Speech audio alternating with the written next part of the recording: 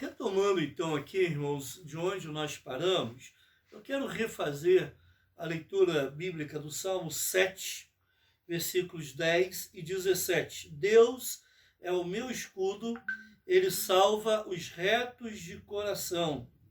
E o versículo 17, eu, porém, renderei graças ao Senhor, segundo a sua justiça, e cantarei louvores ao nome do Senhor.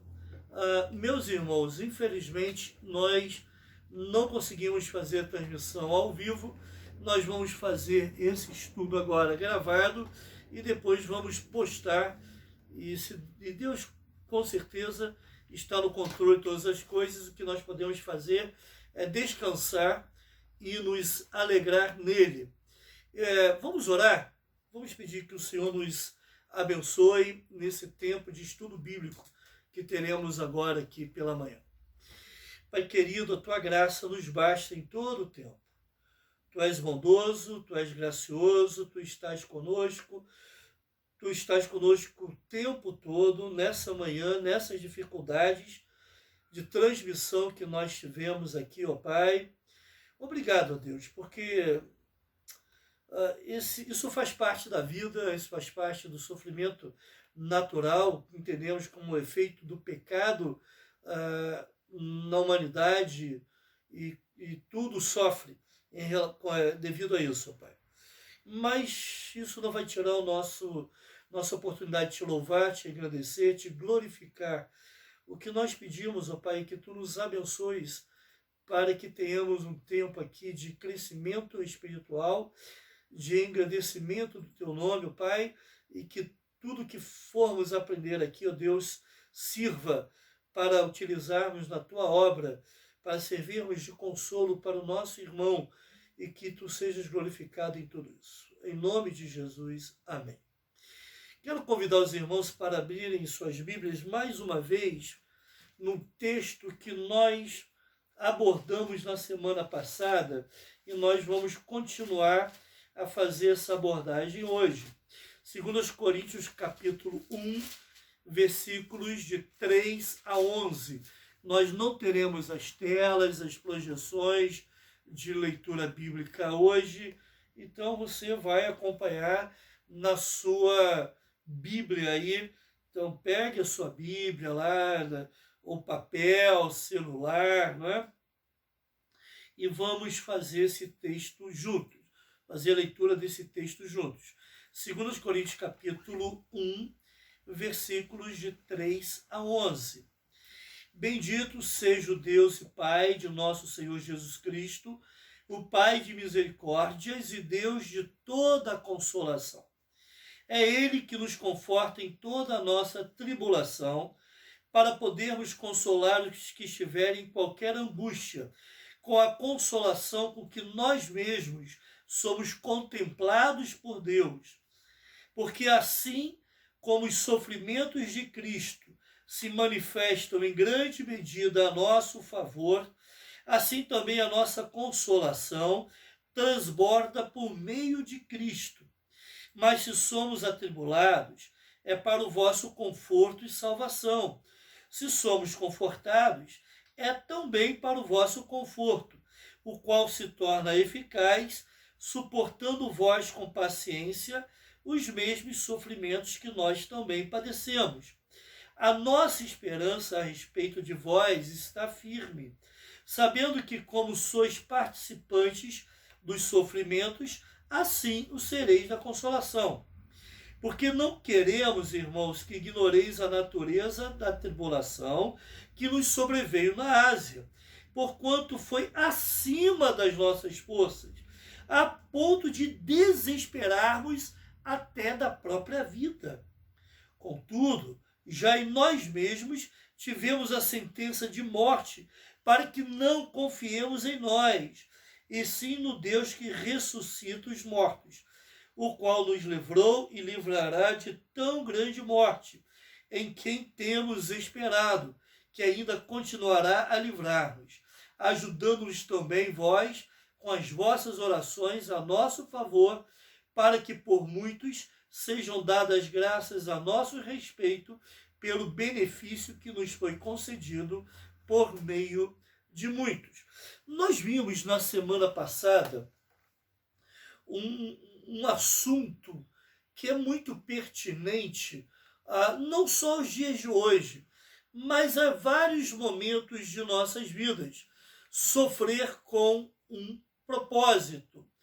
Nós vimos alguns paradigmas bíblicos, alguns princípios bíblicos que podem ser extraídos desse texto que nós acabamos de ler a respeito de sofrimento e consolo. Em primeiro lugar, nós vimos que Deus é a fonte da verdadeira compaixão.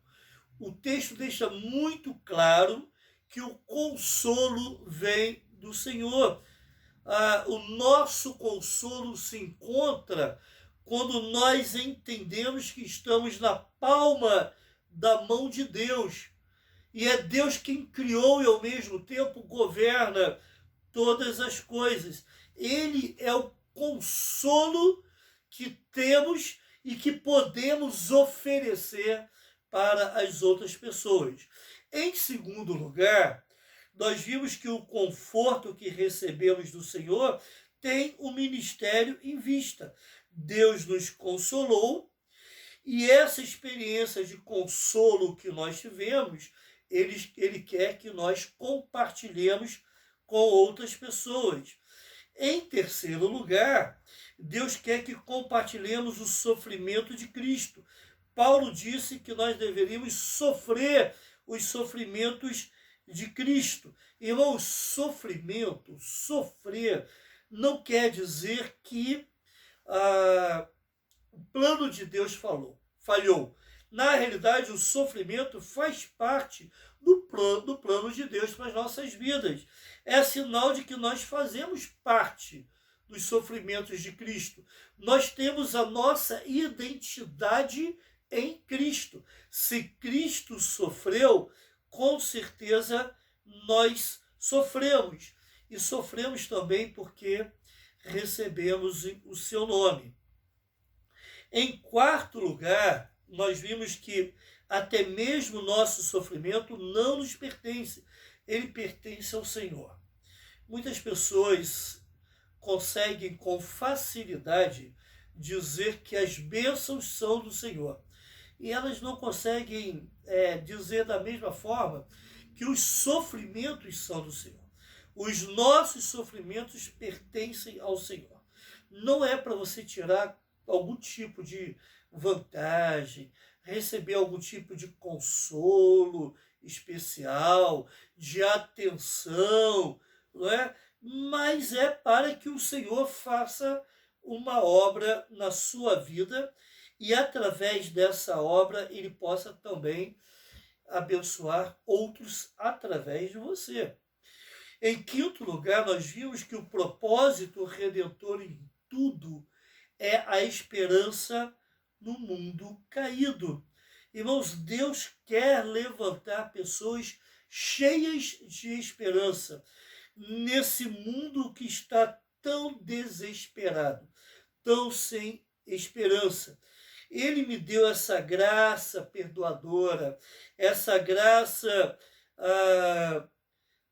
capacitadora no mundo em meio de sofrimento e tristeza, para que eu possa transmitir, ser instrumento dessa graça na vida de outras pessoas, para que eu traga esperança para alguém. Eu quero ver com os irmãos, nessa manhã, sobre um assunto relacionado à nossa história em meio ao sofrimento. Nós podemos contar histórias que têm Cristo como sofrimento. Então esse vai ser o nosso foco, não é? Consolo, sofrimento, ou consolo, compaixão e sua história. Esse seria o título maior que nós teríamos hoje pela manhã. Consolo, compaixão e sua história. Então, o que tem a ver nossa história pessoal com o consolo e a compaixão? Em primeiro lugar, precisamos contar histórias que têm Cristo como centro. Precisamos contar histórias que têm Cristo como centro. Neste texto, irmãos, Paulo quer que os coríntios estejam informados sobre o sofrimento que eles passaram lá na Ásia. Nós lemos isso aqui há pouco. Ele quer que a sua história pessoal resulte em esperança mais profunda, em fé fortalecida e em adoração a Deus renovada.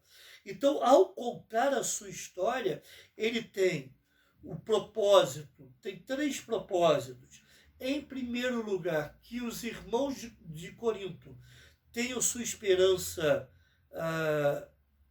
fortalecida, tenham uma esperança mais profunda, tenham uma fé fortalecida e tenham uma adoração a Deus renovada. Na realidade, as experiências de Paulo encarnam as promessas de Deus. Aqueles coríntios, ao verem as promessas de Deus se cumprindo na vida de Paulo, eles acabam tendo uma esperança mais profunda, eles acabam tendo uma fé fortalecida, mais fortalecida, e acabam tendo uma adoração a Deus renovada. Ao verem Deus nas histórias de Paulo, as pessoas recebem os olhos para verem Deus em suas próprias histórias, por si mesmas, e elas são confortadas por isso. Então, essa é uma das metodologias mais pessoais e poderosas de oferecer consolo, quando as pessoas olham para as nossas histórias e veem Deus atuando nas nossas histórias. Isso é de uma importância significativa na vida das pessoas.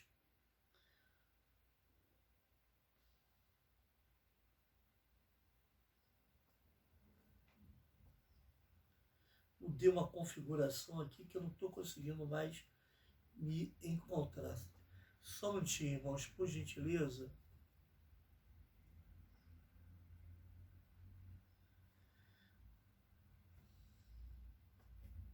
Eu saí da tela.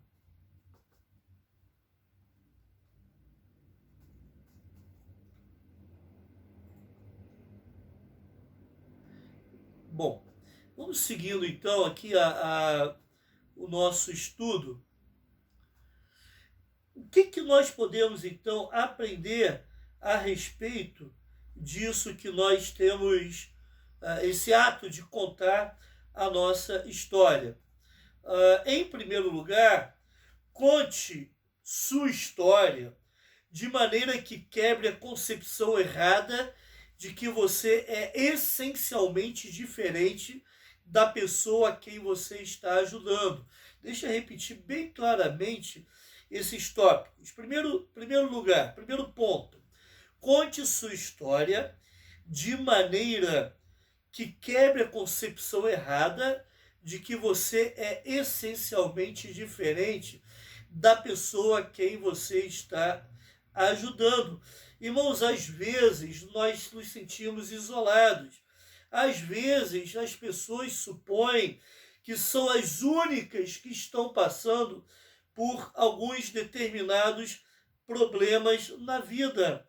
Então, a importância de nós contarmos as nossas histórias para elas reside também nesse fato de elas perceberem que outros também passaram por esse tipo de situação. Então, aquela ideia errônea de que ninguém pode ajudar ou ninguém vai entender o seu problema ou a sua dificuldade acaba sendo colocado de lado. Deus quer que nós nos lembremos que nós somos iguais às pessoas que estão à nossa volta.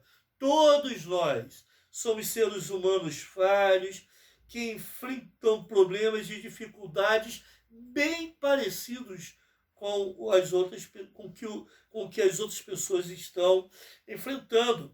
A verdade redentora, irmãos, ela é fortificada quando ela é compartilhada por aqueles que estão dispostos a revelar as maneiras como Deus as ajudou a enfrentar os problemas da vida real. Então é importante que você conte a sua história. Então, lá no seu momento de aconselhamento bíblico, conte a sua história, para que a pessoa possa entender que você não é diferente dela. E que se você não é diferente dela, você pode ajudá-la a entender aquilo que ela está passando e a entender o que Deus quer, na realidade, para a vida dela, nisso tudo. Em segundo lugar, irmãos, conte uma história concluída. Não conte uma história que não tenha começo, meio e fim. Então, 3 componentes importantes na sua história. Em primeiro lugar, você vai narrar, logicamente, uma situação difícil em que você viveu. Você vai, em continuidade, dizer, em segundo lugar, qual foi a sua luta em meio àquela situação que viveu. E, em terceiro lugar, como Deus te ajudou naquilo tudo. É uma história que deve ser concluída. Então, não conte uma história simplesmente para que as pessoas fiquem tristes, não é? Porque você está triste, ela fique triste também, ou então porque para que as pessoas admirem as escolhas e as decisões que você tomou em meio àquilo tudo. Conte uma história antiga o suficiente para refletir a maneira com que o Senhor trouxe conforto e direção em meio àquele sofrimento vivido. E como ele também usou as pessoas ao seu redor para que eles te ajudassem naquilo. Então, isso cria uma aproximação e faz com que as pessoas entendam que aquela história que você passou, aquela sua experiência de conforto e consolo de Deus, pode ser repetida também na vida da pessoa que você está ouvindo, da pessoa que você está ministrando. Em terceiro lugar, ao contar a sua história, seja franco no descrever suas lutas e fracassos. Então não fica só contando as bênçãos, contando as vitórias, não é? Precisamos contar também os nossos fracassos, as dificuldades que sofremos e às vezes, e muitas vezes também, os momentos em que caímos. Irmãos, isso vai destacar a graça de Deus no meio disso tudo. A graça de Deus no meio das nossas fraquezas e a graça de Deus no meio dos nossos fracassos, não é? Então, o que fica destacado não é só a fé heróica, mas sim a graça de Deus. Então, esteja até mesmo disposto a contar o seu pecado para que a glória redentora do Senhor seja viva aos ouvidos de quem ouve. É óbvio, irmãos, que isso tem que ter um certo cuidado. Não é para você ficar contando detalhes picantes da sua vida ou do pecado que cometeu. Você precisa também mensurar se aquele ouvido que vai ouvir o seu pecado, ele tem condições de suportar aquilo, não é? Então, é óbvio que isso tem uma certa medida. Mas, por outro lado, as pessoas não podem olhar para nós como verdadeiros super-homens, como aquelas pessoas que, se fosse possível, seriam colocados lá no capítulo 10 de Hebreus, como na galeria dos heróis da fé. Falar com franqueza, com sinceridade, das nossas lutas pessoais com o pecado, isso ajuda as outras pessoas, né? Paulo chegou a usar a seguinte expressão, conforme nós lemos: além de desesperarmos da própria vida. Irmãos, pensem bem, é Paulo que está falando isso. Paulo desesperando da própria vida, Paulo dizendo que estava passando por uma situação além da sua capacidade de sofrer, cedendo ao desespero. Paulo está aqui, irmãos, ao fazer esse relato, se colocando disposto a romper aquela cortina de uma reputação pública ilibada que ele tinha ao declarar as lutas que ele estava sofrendo. Paulo, então, estava abrindo o coração ali mesmo, estava se demonstrando as dificuldades que ele passou no momento de luta. Em quarto lugar, seja perspicaz e seja resoluto. Então, põe um limite na quantidade de detalhes sangrentos no seu testemunho ali. Alguns irmãos, às vezes, eu ouço, né, por terceiros, dizendo que a nossa igreja não abre espaço para testemunhos. Irmãos, eventualmente isso acontece. O porém é que a maioria dos testemunhos que nós ouvimos, nós vemos, nós já ouvimos no passado e ouvimos no presente, eles estão muito mais preocupados em contar aqueles detalhes horríveis das experiências em que sofreram, do que contarem realmente a graça, a ação graciosa de Deus naquilo tudo que estavam vivendo. Então nós não precisamos, ao testemunhar, ao compartilhar o nosso testemunho, o nosso ministério pessoal com o próximo, ao ajudar o outro no seu sofrimento, na sua dificuldade, nós não precisamos ficar contando detalhes. O foco no testemunho não deve ser a situação, mas sim o Deus que nos encontrou em meio àquele sofrimento que estávamos vivendo. Seguindo um pouco mais, em quinto lugar, ao contar a nossa história, é sempre bom que nós contemos a nossa história de maneira que façamos de Deus o ator principal no drama. Irmãos, quantos famosos são contratados para contar as suas histórias simplesmente porque são famosos? Quantas vezes alguém quer dar um testemunho numa igreja, na frente de uma igreja, simplesmente para que as pessoas falem assim: olha, que pessoa fantástica, que testemunho maravilhoso, não por ver a ação de Deus, mas simplesmente por ver as coisas que a pessoa passou, as dificuldades imensas que a pessoa sofreu. Demasiadas vezes, nossas histórias de sofrimento cristãos são incrivelmente centradas no homem. Nós até mesmo fazemos isso quando contamos as histórias das Escrituras. Às vezes nós focalizamos, irmãos, nas respostas heróicas de Moisés, de Davi, de Daniel, em vez de focalizar o Senhor que os sustentou em meio àquelas tribulações.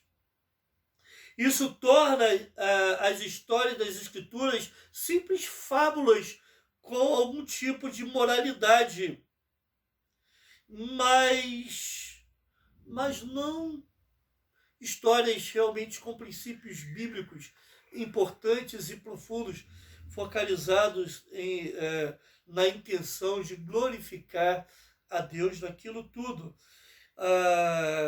E quando ouvimos essas histórias focadas em homens, mesmo em personagens bíblicos, nós somos estimulados a sermos como eles, não a buscarmos a graça de Deus, o amor de Cristo e a sermos como Cristo em meio a essa história. Graças a Deus que nós temos tido o despertamento dos ministérios infantis. A nossa igreja é assim, alguns contatos que eu tenho em outras igrejas também assim, nas suas histórias que contam de personagens bíblicos, sempre procuram focar Deus.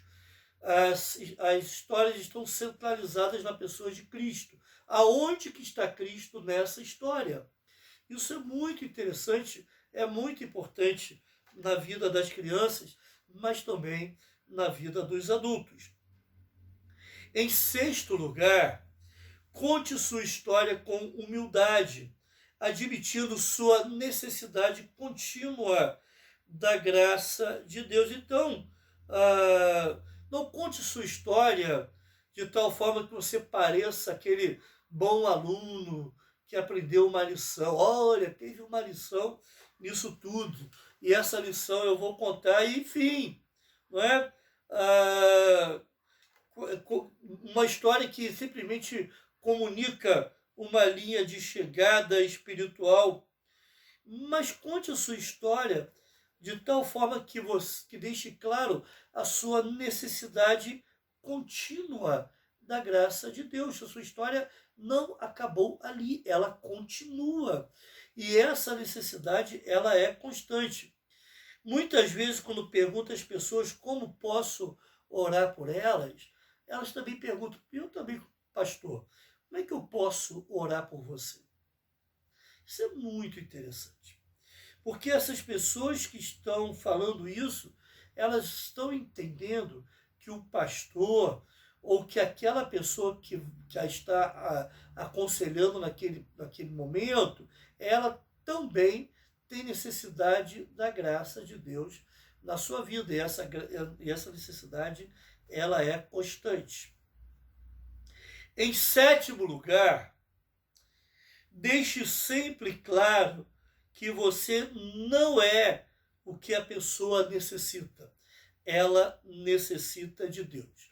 Então, nós precisamos acabar com essa personalização da fé que tem sido feito em muitos grupos evangélicos, ou pelo menos que se dizem evangélicos. Aliás, se um grupo tira o foco de Cristo e de Deus e bota o foco na pessoa, como se ela tivesse algum atributo especial, alguma graça especial a ser transmitida, isso cheira a heresia. Isso pode não ser um grupo evangélico, pode ser uma seita, porque tira o foco de Cristo para colocar o foco numa pessoa. Isso é muito grave, irmãos. Hoje à noite, se Deus quiser, nós vamos estar estudando sinais da volta de Cristo. E dentro dos nossos estudos, nós vamos ver que Cristo previu o aparecimento de falsos profetas, de falsos cristos. Isso, Jerusalém, é uma cidade que ficava no alto do monte, que a Bíblia também chama de Monte Sião. E lá em Jerusalém estava o templo de Deus, que representava a presença de Deus no meio do seu povo. Então, quando as pessoas estão passando por dificuldades, elas têm dificuldade de levantar a cabeça. Elas começam a olhar para baixo, ficam macambúzias, fechadas em si mesmo.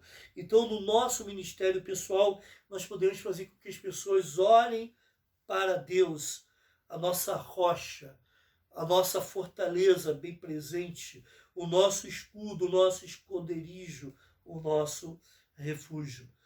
Tudo isso deve produzir não somente esperança, mas também uma profunda gratidão no coração das pessoas. Talvez não haja nada com tanto potencial para produzir uma verdadeira adoração como o sofrimento. É no sofrimento que experimentamos a segurança no nosso Deus. Deus é uma fortaleza. Deus se torna o nosso refúgio, um esconderijo, um escudo. E podemos, então, desfrutar dessa experiência maravilhosa com o Senhor. Isso acaba gerando uma verdadeira adoração. As provações, eu gostaria muito que você guardasse esse princípio aqui, que eu vou falar agora. As provações revelam coisas críticas a nosso respeito e coisas maravilhosas a respeito de Deus. As provações revelam coisas críticas a nosso respeito e coisas maravilhosas a respeito de Deus. Que ideia, que coisa, que bênção. E aí podemos entender porque Paulo diz que nós podemos, nós devemos nos alegrar nas tribulações. Irmãos, nós temos estudado alguns elementos do amor, algumas funções que nós precisamos apresentar durante o nosso aconselhamento bíblico. Existem algumas etapas, né, que são feitas muitas vezes em separado, mas muitas vezes em conjunto. Amar, conhecer, falar e fazer. Dentre essa etapa do amar, nós temos alguns elementos. Primeiro elemento, entrar no mundo da pessoa, que nós já vimos, encarnar o amor de Cristo, que é o segundo elemento, e o terceiro elemento, identificar-se com o sofrimento. O quarto elemento nessa função do amor, do amar, é alinhar-se ao plano de Deus. Alinhar-se ao plano de Deus. A graça que me adota na família de Cristo não é uma graça que diz que eu estou bem. Irmãos, Cristo nos encontra com a sua graça justamente porque nós não estamos bem. Então, em meio àquela luta, em meio à tribulação, é ali que Cristo nos encontra, porque justamente nós não estamos bem. Ao entrarmos na família de Deus, nós precisamos de mudança pessoal radical. Então, na sua luta, uma consciência acaba se desenvolvendo. Alguma coisa precisa mudar na minha história, na minha vida. Aí Cristo vem com a sua graça e nos encontra em meio a esse sofrimento, justamente para nos levar a uma mudança pessoal radical. A aceitação de Deus não é um chamado para ficar à vontade, mas é um chamado para o trabalho. Essa mudança que Deus quer fazer nas nossas vidas, essa proposta de mudança, ela vem desde aquele momento em que nós fomos aceitos por Deus. Observe que antes éramos inimigos por Deus, né? Eu ouvi muitas vezes, durante anos, na minha história, na minha caminhada cristã, as pessoas, nos momentos de apelo, dizendo o seguinte: olha, aceite Cristo. Na realidade, é o contrário, Cristo que precisa nos aceitar, porque nós somos, sem Cristo, inimigos de Deus, estamos debaixo da ira de Deus. Então, Cristo precisa nos aceitar. Mas nesse momento que Deus nos aceita por meio de Cristo, um processo de mudança começa.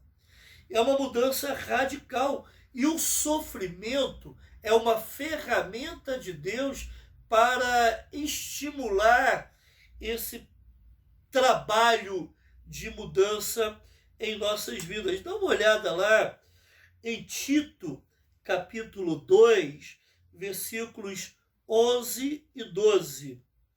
Tito, capítulo 2, versículos 11 e 12. Eu vou fazer essa leitura aqui através do celular. Tito, capítulo 2, 11 e 12. O texto bíblico fala assim: porque a graça salvadora de Deus se há manifestado a todos os homens,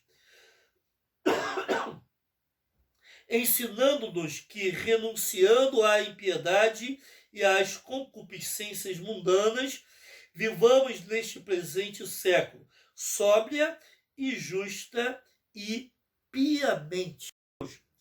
Os relacionamentos construídos dessa maneira tornam-se lugares onde a obra de Deus pode ser bem sucedida. Elas se tornam lugares onde as pessoas são renovadas, são restauradas, reconstruídas e purificadas, onde Deus está no centro e recebe a glória que a Ele é devida. Que coisa maravilhosa! Quando podemos encarnar a presença e o caráter de Cristo, e ao contarmos as nossas histórias dessa forma, com esse objetivo, as pessoas são renovadas, restauradas, reconstruídas e purificadas. Deus está no centro e por isso ele recebe a glória que é devida. Porém, nós também temos uma outra etapa no nosso aconselhamento, e eu quero terminar contando uma história. Nós vimos a etapa do amar. A segunda etapa é conhecer. Observe que eu estou tratando em etapas, mas muitas vezes essas etapas elas ocorrem simultaneamente, às vezes de forma separada, às vezes simultaneamente. Não tem como nós distinguirmos como zonas estanques, né, cada uma dessas etapas. Mas essa etapa de conhecer também é fundamental. Conhecendo as pessoas a quem nós ministramos. Nós precisamos conhecer as pessoas. Nós achamos que conhecemos, mas quando nós entramos na história de vida delas, nos sentamos para ouvi-las, nós percebemos o quanto não conhecemos as pessoas. Irmãos, essa tem sido a minha experiência de gabinete. Quando eu me sento lá com alguém para conversar com ela, ouvir da sua história, eu percebo quanto que não a conheço. Aliás, um pecado que eu tenho, que eu acredito que seja um pecado seu também, ou de muitos aí, é o pecado do pré-julgamento.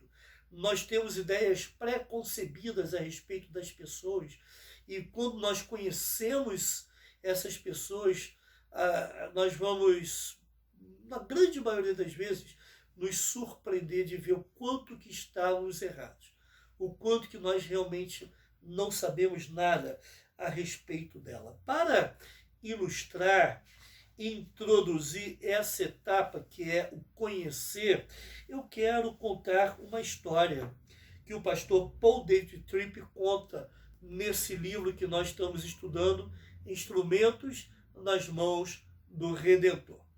Ele diz o seguinte: todos pareciam já conhecer a Beth e o Breno. A vida deles era tão fundamental à vida da nossa igreja que nenhum encontro parecia oficial sem a presença deles. Eu tinha passado muitas horas em reunião com o Breno. Ficava impressionado de como ele era prático e, ao mesmo tempo, de maneira serena. Já tínhamos feito piqueniques com nossas famílias, compartilhado jantares e trabalhado juntos no projeto da escola cristã. Conhecíamos bem seus filhos e o restante de sua família. Então o pastor Paul David Tripp faz questão aqui de relatar isso tudo para mostrar como ele achava que conhecia bem a Beth e o Breno. E ele continua então na sua história. Certa vez, tarde da noite, Breno me ligou para sairmos para tomar um café, deixando claro que ele queria que fosse logo. Eu ouvi a urgência em sua voz. Logo me vesti e nos encontramos em um local por ali perto. Cheguei primeiro e entendi que algo estava muito errado quando vi o Breno entrar. Breno sentou e disse: não sei por onde começar. Acho que deveria ter feito isso há muito tempo, mas achava que poderíamos resolver as coisas. Agora estamos numa situação difícil e não sei o que fazer. Ele parecia desencorajado e irado. E Breno continua falando. Eu aguentei as coisas com ela. Está falando da sua esposa, né? Que o pastor Paul David chama de Beth. Eu aguentei as coisas com ela durante anos. Tem sido algo diário, exigências constantes. E quando não faço as coisas exatamente da maneira que ela quer, é um inferno. Não existe um dia que eu não esteja encrencado por alguma coisa. Ela me chamou de nomes horrorosos na frente dos filhos. Uma vez por mês, ela ameaça ir embora. Faz uma semana que ela está tão deprimida que não sai da cama, a não ser para comer uma bolacha e ir ao banheiro. As crianças ficam perguntando o que está errado com a mamãe. Eu já inventei mais de 1000 histórias para protegê-la na frente de nossos amigos. Isso, porém, não foi o pior, diz o pastor Paul David Tripp, porque Breno continuou a sua história. Alguns anos atrás, Beth estava preparando o jantar e estava muito irada porque eu não podia ajudá-la no projeto naquela noite. No meio da nossa discussão, ela jogou uma tampa de panela em mim. Eu me abaixei e a tampa passou por mim e quebrou a janela da cozinha. Quando ouvi o barulho da janela quebrada, eu me descontrolei. Corri até ela e lhe dei um tapa no rosto. Ela reagiu, chutando-me na virilha, e começamos uma de nossas muitas batalhas físicas. Temos brigado fisicamente desde então. Quebramos louças e abajures e fizemos buracos em quase todas as paredes da casa.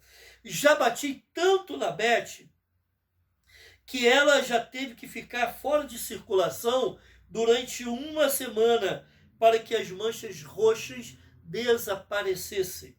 Muitos dos ferimentos que você pensou que fossem por eu ser desajeitado na hora de consertar as coisas em casa eram causados, na verdade, por ela. E Breno continua. Isso tem afetado realmente nossos filhos. Nossos 3 filhos oscilam entre queixosos e exigentes a medrosos e tímidos. Eles se escondem quando percebem que vem briga. Eles quase sempre desaparecem quando sabem que estou para chegar em casa. Recentemente, quando estávamos no meio de uma briga, nosso filho de 7 anos de idade começou a chutar e bater em qualquer um que estivesse mais perto dele. E gritava: odeio vocês, odeio vocês, odeio vocês. Beth constantemente me diz que estou destruindo as crianças. Mas ela aponta regularmente para as crianças as coisas que eu faço de errado. E Breno diz ainda: estou aqui hoje porque não sei onde a Beth está. Tivemos a nossa pior briga. Nossa casa parece zona de guerra. Brigamos em todos os cômodos da casa. Dissemos as piores coisas que podemos pensar e jogamos tudo o que estava ao alcance de nossas mãos. Agora ela está por aí, irada, de forma anormal, com todos os cartões de crédito e débito e uma garrafa de bebida nas mãos. Aí o pastor Paul David Tripp, ele continua a ouvir esse término da narração de Breno dizendo: foi difícil prestar atenção, pois a história de Breno era bem confusa. Eu conhecia esse homem há anos, mas não sabia nada a respeito do que ele estava me contando. Minha mente voltou para aquelas tantas horas que tínhamos passado com a família dele.